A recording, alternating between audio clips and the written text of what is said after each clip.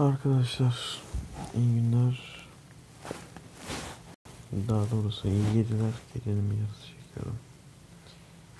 Yeni geldi elime dosyalar. Turkcell OpenVPN, yani portların değişmesinden sonra çalışan ayarlar var.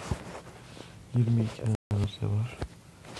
22'sini de çalıştırdık. Arkadaşlar ne oldu? Turkcell, evet, ben havaya alayım. Fakat Turkcell'in nasıl yapılacağını anlatacağım. Ben bağlanamayacağım maalesef. Ama buradan göstereyim.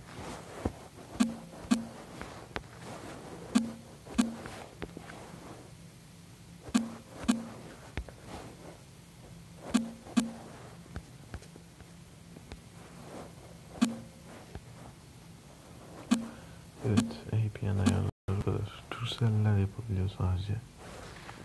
Bunu seçiyoruz. Sonra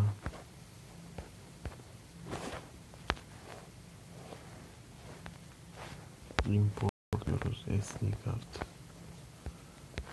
Dosyayı nereye çıkardıysak ben buraya çıkardım.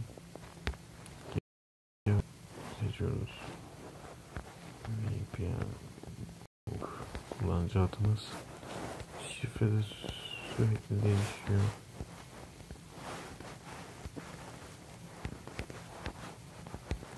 Benim hatırladığım şu an olması lazım.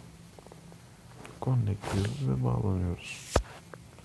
Çalışması, yani benim arkadaşlarım da oldu. Bulduğum yerde olanlar da varmış. Zamanla göreceğiz her şeyi. Yani siz de yorum atın buna. Güzel olmuş mu? Ben havaya alayım maalesef. Bildiğiniz gibi. Neyse.